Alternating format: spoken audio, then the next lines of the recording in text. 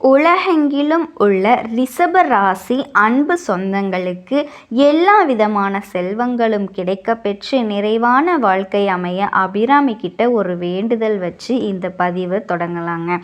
மனுஷனாக பிறந்த நம்ம எல்லாருக்கும் இந்த கலியுகத்தில் துன்பங்கள் அப்படிங்கிறது அடுத்தடுத்து ஏதாவது ஒரு ரூபத்தில் வந்துக்கிட்டே தான் இருக்குது. இதில் ரிஷபராசி அப்படின்னா கொஞ்சம் ஓவர் டைம்னே சொல்லலாங்க. வெளியே சொல்ல முடியாத அளவுக்கு மனசுங்கிறது சின்னது. அந்த மனசில் வெளியே சொல்ல முடியாத அளவுக்கு மலையளவு சோகங்கள், மலையளவு துன்பங்களில் சுமந்துட்டு இருக்கக்கூடியவங்க தான் ரிஷபராசிக்காரங்க. இவங்களுடைய ராசி அதிபதி சுக்கிரன். இவங்களுடைய ராசியில் உச்சம் பெற்ற தலைவர் யாருன்னா சந்திர பகவான். சந்திர பகவான் யாருங்க?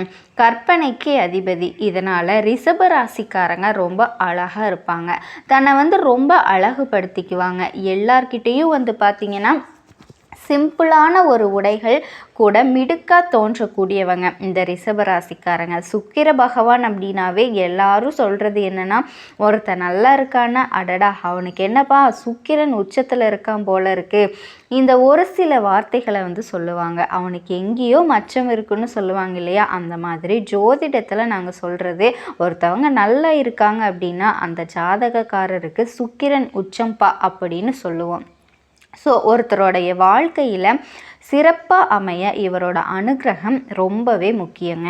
அது என்னமா, நவக்கிரகங்களில் நல்லது செய்ய தெரிஞ்சவர் அப்படின்னா குரு பகவான் தான். நாங்கள் கூட எப்படா குரு பயிற்சி வரும், அதனால் நமக்கு ஏதாவது நல்லது நடக்குமான்னு யோசிப்போம் அப்படின்னு கேட்டிங்கன்னா உண்மைதாங்க, நான் மறக்க மாட்டேன். ஆனால் திடீர் அதிர்ஷ்டம் ஒரு லாட்ரியில் பணம் அடிக்கிறது, திடீர்னு ஏதாவது ஒரு வகையில் நல்ல அமௌண்ட் வர்றது, இந்த மாதிரியான விஷயங்களுக்கு எல்லாமே இவர் தேவைங்க. ஏன் திருமணத்திலிருந்து குடும்ப வாழ்க்கை சிறப்பாக அமையறதுலேருந்து எல்லாமே, திருமண வாழ்க்கையே முக்கியமாக சிறப்பாக இருக்கிறதுக்கு, காதல் வாழ்க்கை சிறப்பாக அமையறதுக்கு எல்லாமே இவர் ரொம்ப தேவைங்க. ஆனால் இவரை பொறுத்த வரைக்கும் நம்மளுடைய ரிஷப ராசிக்காரர்களுக்கு அந்த அளவுக்கு சிறப்பான பலன்களை கொடுத்தது கிடையாதுங்க. இதனால தான் சுக்கிர பகவானே அதிபதியாக இருந்தாலும் ரிஷபம் கஷ்டப்படுறதுக்கான காரணம். சரி, இது ஒரு புறம் இருக்கட்டுங்க. இப்போ இந்த பதிவு எதுக்குங்க? மோசம் போனாலும் சரி, நாசமானாலும் சரி, மீண்டும் உயிர் தள்ளக்கூடிய பண்புகள் ரிஷபத்துக்கு இயற்கையிலேயே இருக்குதுங்க.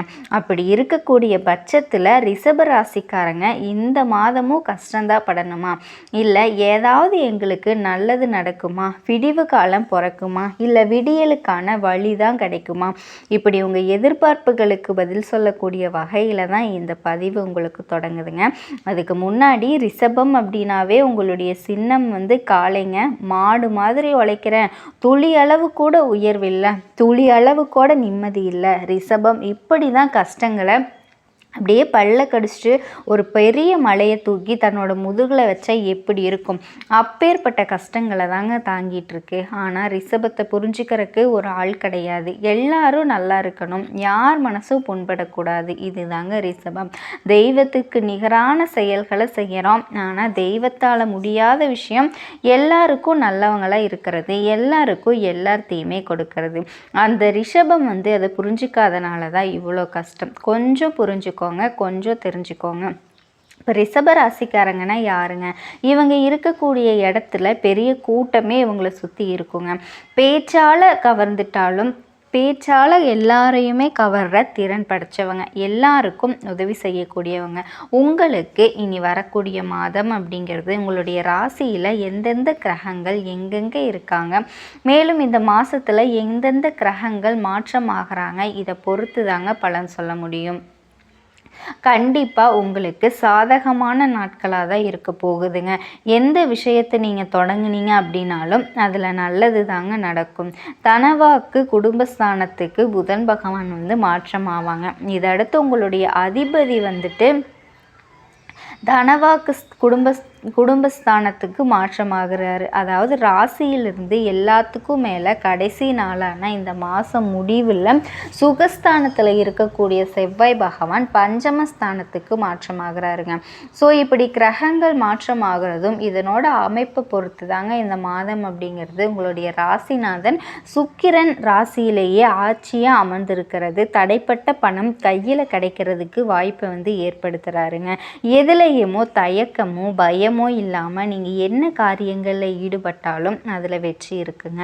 ஆனால் எக்காரணத்தை கொண்டும் அவசர முடிவுகளை எடுக்கிறது, அவசரமாக ஒரு வேலையை செய்கிறது, அவசரமாக ஒரு இடத்துக்கு கிளம்பி போகிறது, இந்த மாதிரி அவசரம் அப்படிங்கிற விஷயத்தை மட்டும் ரிஷப ராசி முடிஞ்ச அளவுக்கு உங்கள் லைஃப்பில் நீங்கள் அழிச்சிடணும். இந்த ஒரு படத்தில் விஜயகாந்த் சார் சொல்லுவார் இல்லைங்களா, எனக்கு தமிழில் பிடிக்காத ஒரே வார்த்தை மன்னிப்புன்னு சொல்லுவாங்க இல்லையா, அந்த மாதிரி ரிஷப ராசிக்காரங்க இந்த மாதிரி உங்கள் வாழ்க்கை முறையில் அவசர முறை விஷயத்தை தயவு செஞ்சு மறந்துடுங்க.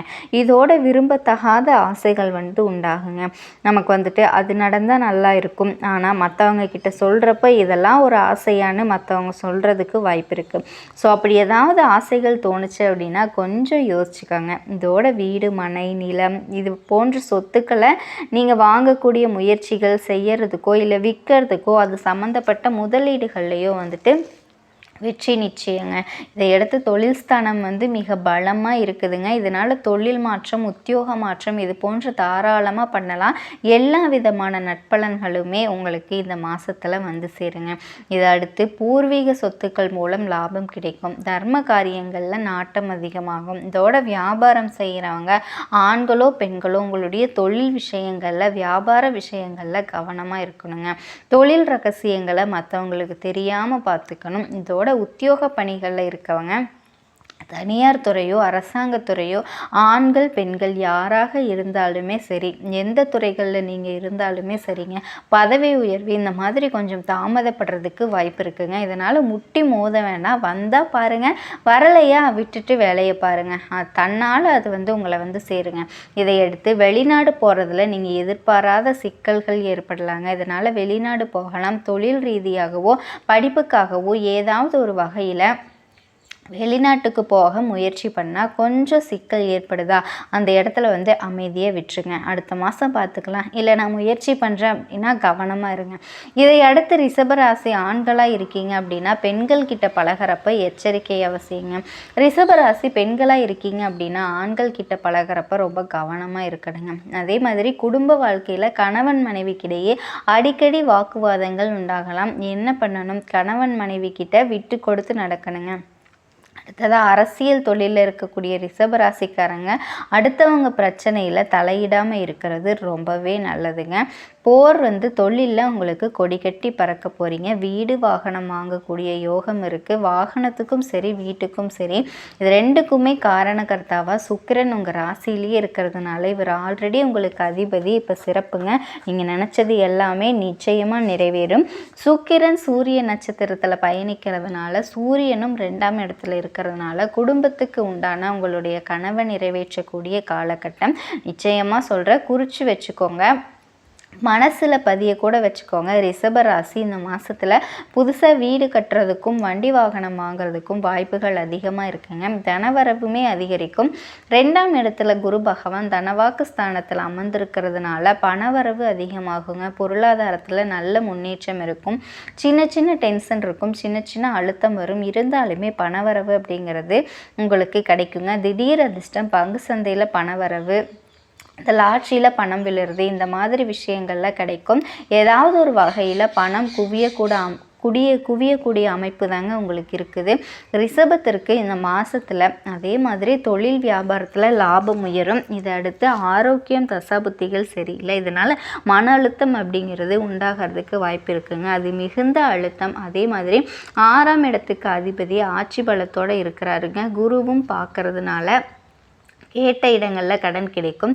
கடனை உங்கள் தகுதிக்கு ஏற்ற மாதிரி வாங்கிக்கிறது ரொம்பவே நல்லதுங்க. அதே மாதிரி ஆரோக்கியத்தை பொறுத்த வரைக்கும் உங்களுக்கு இருக்கக்கூடிய பிரச்சனைகள் எல்லாமே வயிறு சம்மந்தப்பட்ட பிரச்சனையோ இல்லை ஜீரணம் சம்மந்தப்பட்ட பிரச்சனையோ, சர்க்கரை, கொழுப்பு இது சம்மந்தப்பட்ட தொந்தரவுகள் இருந்துச்சுன்னா கொஞ்சம் கவனமாக இருக்கிறது நல்லதுங்க. தலைவலி, எலும்பு சம்மந்தப்பட்ட பிரச்சனைகள் வர்றதுக்கு வாய்ப்பு இருக்குது. அடுத்ததாக வெளிநாடு வெளியூடு போகிறதுக்கான வாய்ப்புகளே இருக்குங்க. தொழில், வியாபாரம், வேலை, படிப்பு, பொருளாதாரத்தில் முன்னேற்றம் இருக்குங்க. வெளிநாடு செல்வது, வெளி மாவட்டம் செல்வது, வெளி மாநிலங்கள் செல்லக்கூடிய முயற்சிகள் வெற்றி பெறும். இடம் மாறுதல் சாந்தமாகுங்க. படிப்பு சார்ந்த விஷயங்களில் மாணவர்கள் ரொம்ப கவனமாக இருந்தீங்கன்னா வெற்றி அடையலாங்க. ரிஷபத்திற்கு இது எல்லாமே சாத்தியமாகுங்க. நீங்கள் எதிர்பார்த்த வாழ்க்கை நீங்கள் எதிர்பார்த்த மாதிரி கண்டிப்பாக அமையும். எந்த ஒரு விஷயத்தை தொடங்கினாலும் அவசரப்படாமல் பொறுமையாக செய்யுங்க. அதுக்கு முன்னாடி அதை விட ரொம்ப முக்கியமான ஒரு விஷயம் அப்படின்னா, நீங்கள் ஏதாவது ஒரு விஷயத்த செய்கிறீங்க அப்படின்னா அதை மற்றவங்க கிட்ட தெரியாமல் பார்த்துக்கிறது ரொம்பவே நல்லதுங்க. ரிஷப ராசி அன்பு சொந்தங்களுக்கு வணக்கங்க. எல்லாரும் எப்படி இருக்கீங்க? இது வரைக்கும் எப்படி இருந்தாலோ இனி உங்கள் வாழ்க்கை ரொம்ப அமோகமாக மாறப்போகுதுங்க. எந்த விஷயம் எடுத்தாலும் தடையாகவே வருதே, எந்த விஷயத்தையும் என்னால் முழுமையாகவே செய்ய முடியலையே அப்படின்னு நினச்சிட்டு வருத்தப்பட்ட உங்களுக்கு இனி நல்ல காலம் பிறக்க போகுதுங்க. அப்படி பார்த்தீங்கன்னா சனி பகவானாவே உங்களுக்கு பக்கு பக்குன்னு ஆகும். நான் இப்போ சொல்கிறேங்க, சனி பகவானாவே நீங்கள் பார்த்து மகிழ்ச்சியாக பாருங்கள். இனிமேல் சனி பகவான் உங்கள் சனி பெயர்ச்சி, சனி பகவான் தாக்கம் உங்களுக்கு இருக்குனாவே சந்தோஷமாக மகிழ்ச்சியாக இருங்க. அவர் நல்லதைத்தான் கொடுப்பாரு. நீங்கள் கெட்டதை நினைக்கக்கூடிய நபராக இருந்தால் தான் நீங்கள் அவரை பார்த்து பயந்துக்கணும். நீங்கள் நல்லதை நினைக்கக்கூடிய நபர், நீங்கள் எதுக்கு அவரை பார்த்து பயப்படணும்? யாரை பார்த்தும் நீங்கள் பயப்படணுங்கிற அவசியமே இல்லைங்க. என்னங்க, கரெக்டு தானே? எந்த கிரகங்களை பார்த்தும் நீங்கள் கவலைப்பட்டு பயப்படணுங்கிற அவசியமே இல்லை. நீங்கள் நல்லதை ஈர்க்கக்கூடிய மனுஷராக இருந்தீங்க அப்படின்னா எந்த கிரக நிலைகள் எந்த கெடுபலனை கொடுத்தாலும் உங்களுடைய அந்த சக்தி வாய்ந்த அதிர்வலைகள் அந்த கெடுதலை விலக்கி விட்டுட்டு போயிருங்க. அந்த கெடுதலை விலக்கி விட்டுட்டு நல்லதை உங்ககிட்ட கொண்டு சேர்க்கும். கடவுள் கொடுத்த இந்த ஒரு வாழ்க்கையை நம்ம இப்படித்தான் நல்ல முறையில் அமைச்சுக்கணும். காலச்சக்கரத்தில் 12வது வீட்டில் சனி பகவான் அமர்ந்திருக்காருங்க. நவம்பர் வரைக்குமே வக்ர நிலையில் இருக்க போறாருங்க. இதனால கிட்டத்தட்ட பார்த்தீங்கன்னா 138 நாட்கள் வக்ர நிலையிலிருந்து சனி பகவானுக்கு பலன் தர போறாரு. அப்ப சனி பகவான் ஐயோ கெடுதலை கொடுத்துருவாரோ அப்படின்னு இந்த நேரத்தில் நீங்க நினைக்கவே கூடாது. நல்லதை தாங்க கொடுக்க போறாரு. திரும்பவும் சொல்றேன், நல்லதை தான் கொடுக்க போறாருங்க. கஷ்டகாலம் எல்லாமே முடிய போகுது. உங்களோட சொந்த நட்சத்திரமான உத்திராட்டு நட்சத்திரத்தில் பயணம் செய்ய போகிறாரு. அதே மாதிரி வரக்கூடிய நாட்கள்ல இருந்து குருவோட நட்சத்திரமான புரட்டாதி நட்சத்திரத்தில் சனி பகவான் பயணிக்கிறாருங்க.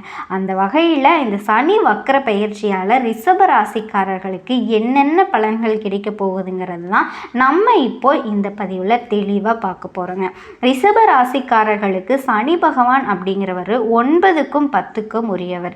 உங்களுக்கு ராஜயோகத்தை தரக்கூடிய கிரகம் சனி பகவான். ராசிக்கு 11ஆம் இடமான லாபஸ்தானத்தில் சனி வக்ர நிலையில் அமர்ந்திருக்காரு. இதுவரைக்கும் இவரை பார்க்காத நல்ல காலத்தை இப்போ நீங்கள் பார்க்கறதுக்கான நேரம் அதே நேரம் சனி பகவான் உங்களுக்கு சில சோதனைகளையும் கொடுத்து அதன் மூலமாக மிகப்பெரிய வெற்றியை கொடுக்க போகிறாருங்க. நீங்கள் நான் பல பதிவுகளில் அதுதாங்க சொல்லியிருக்கேன். இங்கே ராஜயோகம், அதிர்ஷ்டம் அப்படி இப்படின்னு யார் எதை சொல்லி நீங்கள் எந்த ஒரு விஷயத்தில் கேட்டிருந்தாலும் சரிங்க, என்னை பொறுத்தளவுக்கு உங்களுக்கு நடைமுறையில் மாற்றங்கள் வந்துதான், ரியல் லைஃப்பில் சேஞ்சஸ் பார்த்தீங்களா, இதில் தாங்க இருக்குது. அதுதான் இங்கே தேவை.